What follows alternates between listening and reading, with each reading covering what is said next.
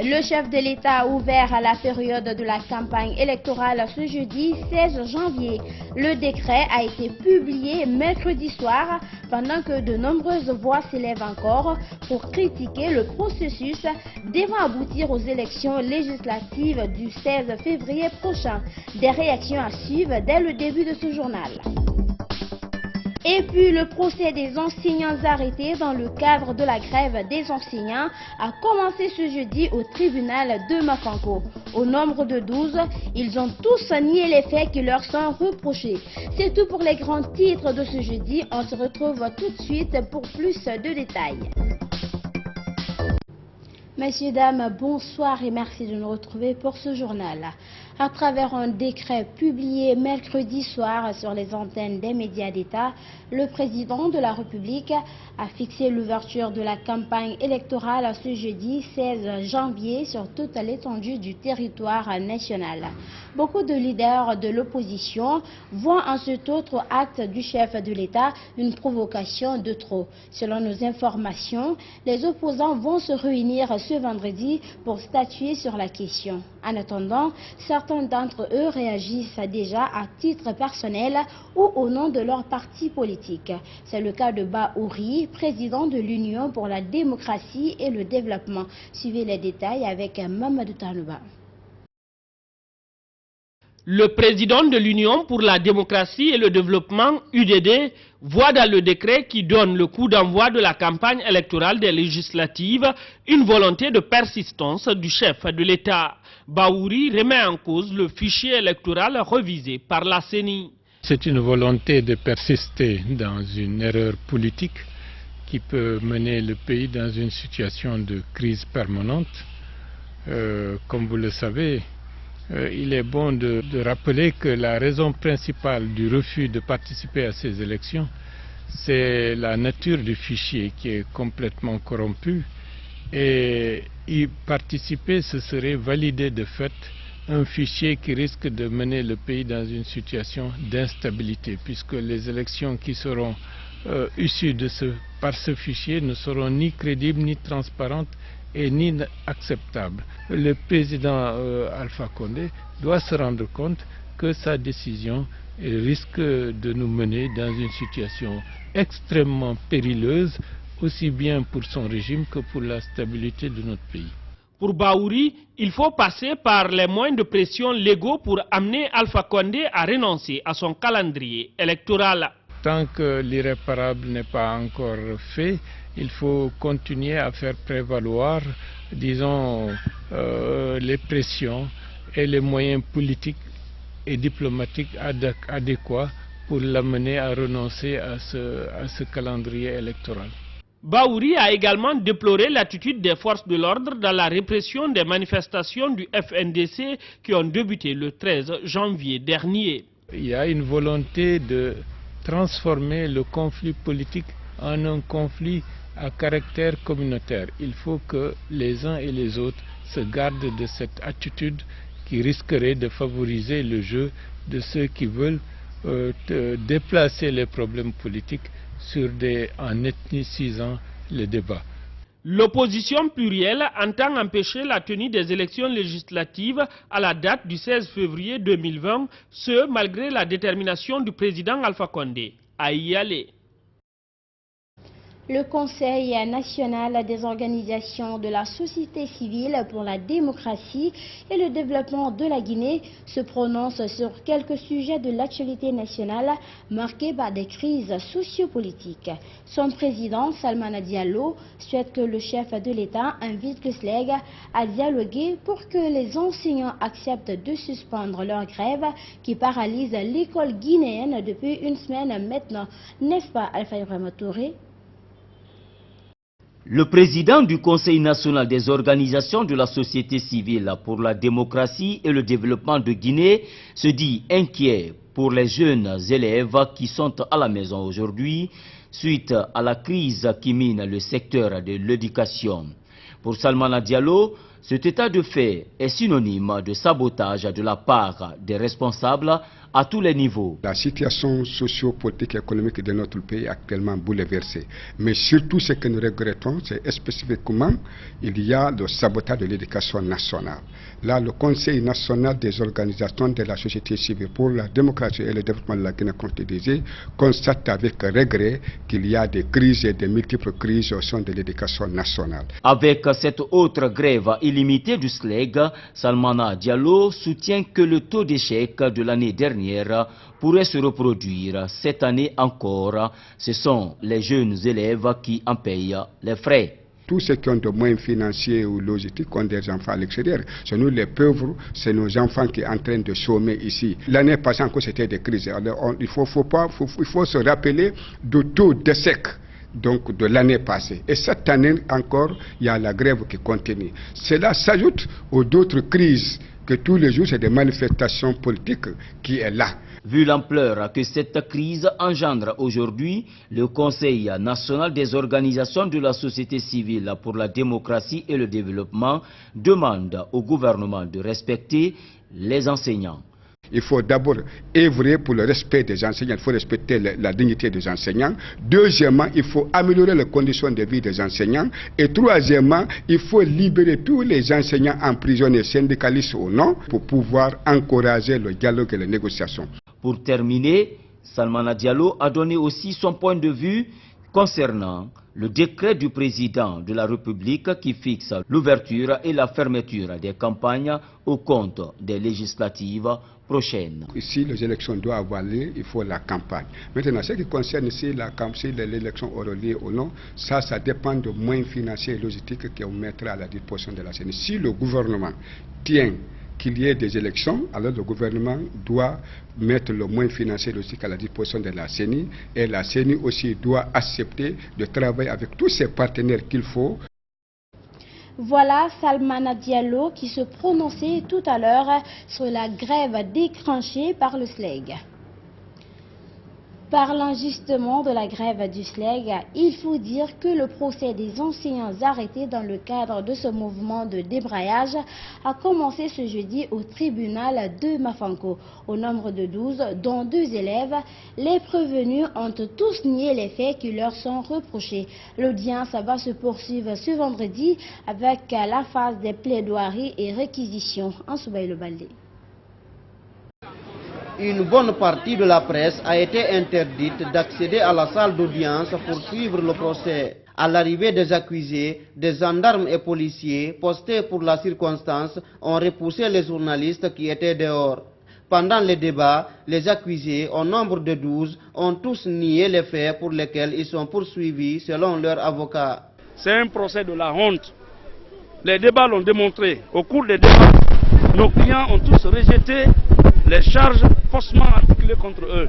Au contraire, c'est M. Berete, le proviseur, l'incitateur, le provocateur de cette affaire qui devait être en prison parce que c'est lui qui est à la base et son témoin déguisé, préparé, conditionné et orienté, M. Kamara, qui est venu tenter d'égarer le tribunal.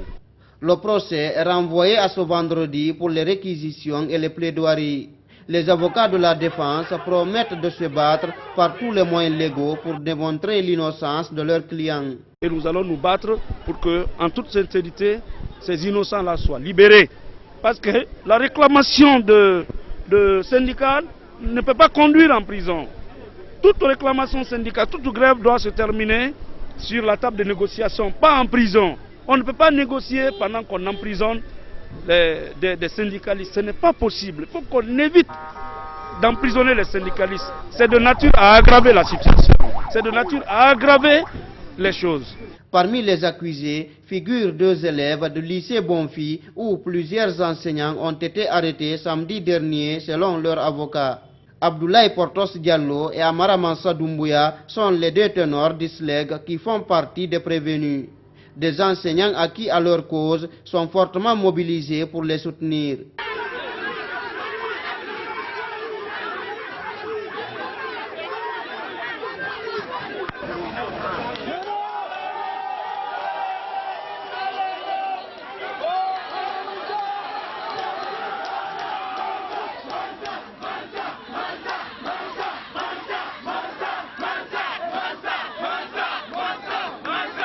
D'ailleurs, ces derniers ne désarment pas.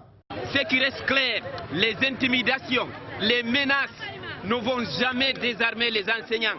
La lutte que les enseignants guinéens sont en train de mener, c'est une lutte légale, une lutte normale, une lutte légitime. Non, la revendication de l'amélioration des conditions de vie et de travail des enseignants, on le fera jusqu'au dernier soupir.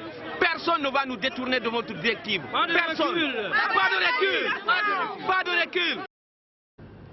La maltraitance des enfants est devenue un phénomène préoccupant en Guinée.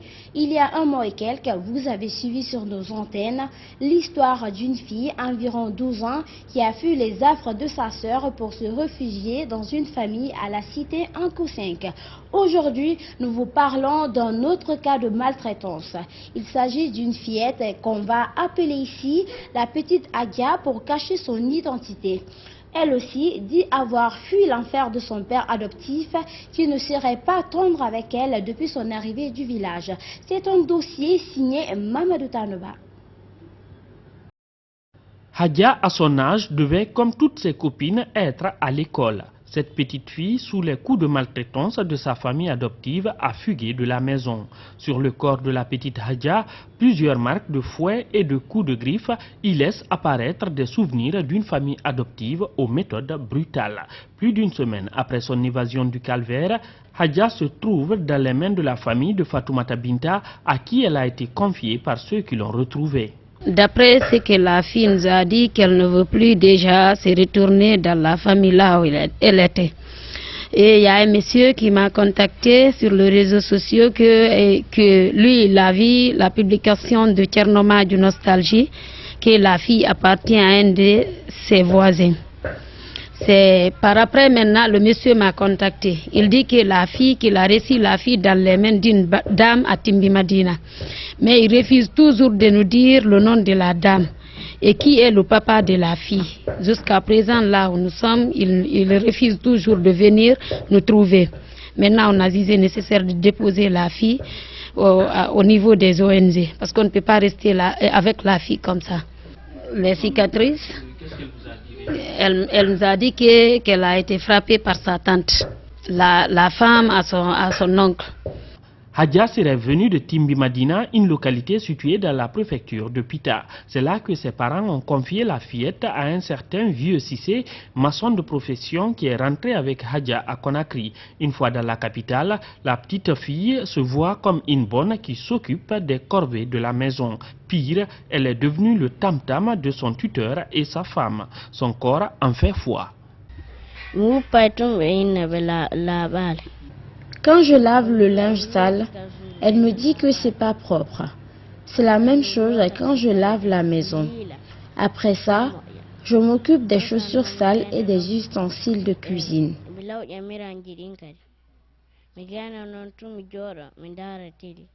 Elle n'accepte pas que je regarde la télé.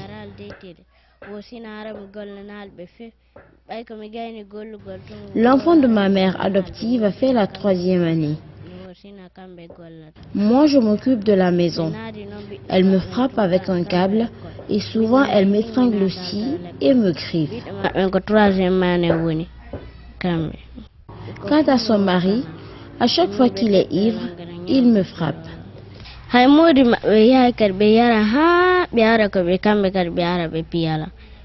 La maltraitance des enfants provoque souvent un traumatisme à leur niveau et c'est le cas de la petite Hadia. Les Américains méritent la vérité. Propos de Nancy Pelosi, la présidente démocrate de la Chambre des représentants. Elle a signé l'acte d'accusation qui ouvre la voie au procès en destitution de Donald Trump. Le président américain sera donc jugé à partir du mardi prochain dans l'affaire ukrainienne. Suivez. La séquence est historique à la Chambre des représentants. La présidente démocrate Nancy Pelosi signe l'acte d'accusation de Donald Trump, ouvrant la voie au procès en destitution du locataire de la Maison-Blanche. Un peu plus tôt, Nancy Pelosi a prononcé un discours très virulent contre le président américain. Le président a violé son serment, a affaibli notre sécurité nationale, a mis en péril l'intégrité de nos élections, a tenté d'utiliser le processus d'affectation de crédit comme son distributeur de billets privés pour accorder ou retenir des fonds accordés par le Congrès à son avantage personnel et politique. 7 élus démocrates de la Chambre basse du Congrès ont été désignés pour servir de procureurs.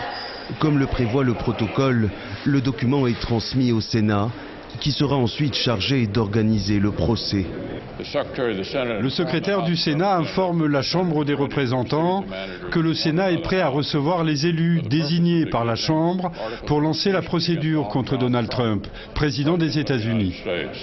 Le procès en destitution devrait officiellement commencer mardi.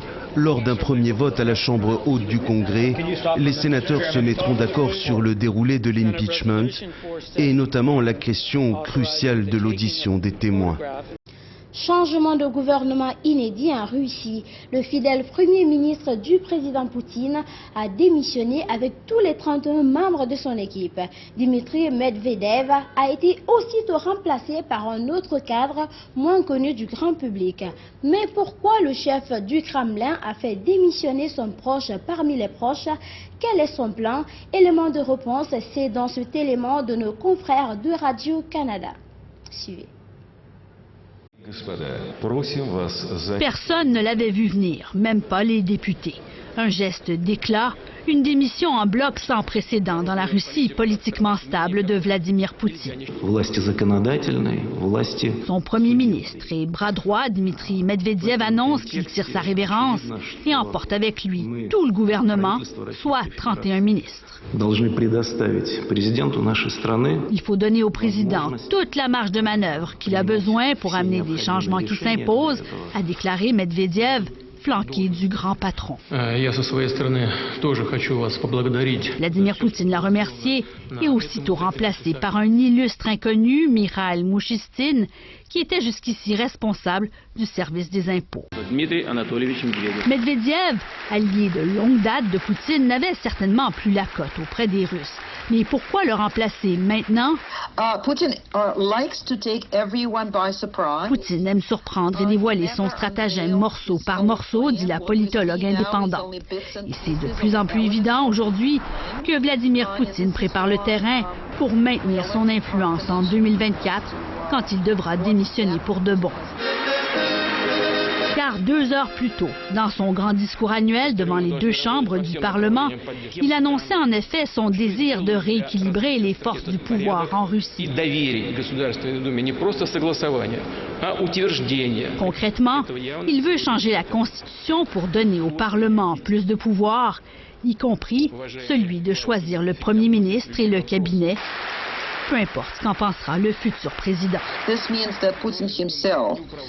Indeed will step down for real in 2024. Somebody else will be president of Russia, and that person will be by far not as powerful as Putin has been in his position of president or in whatever position he will carve out for himself beyond 2024.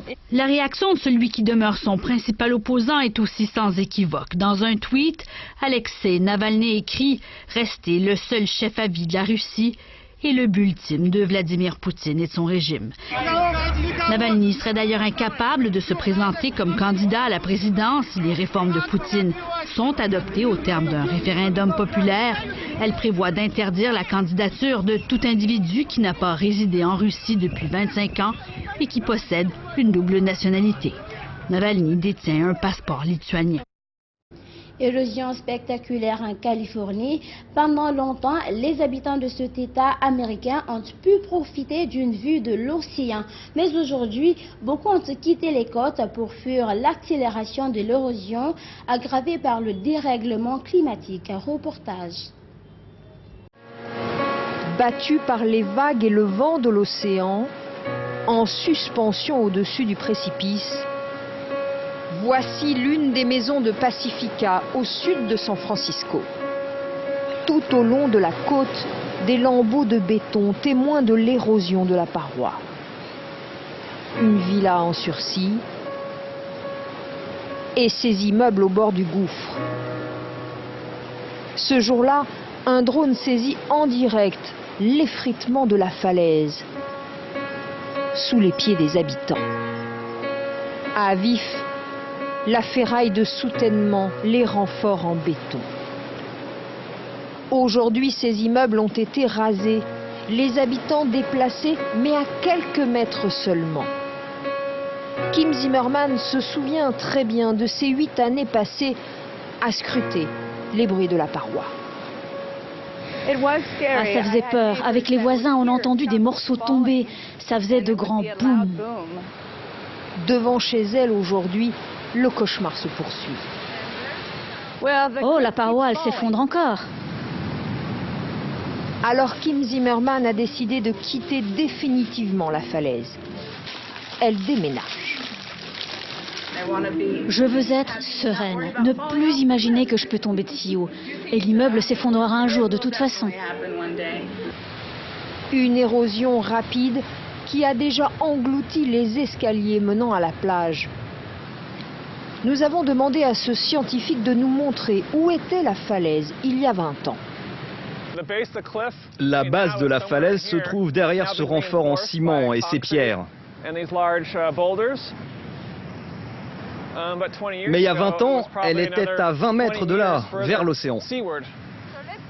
Les pas de Patrick Barnard nous emmènent donc au milieu de la plage.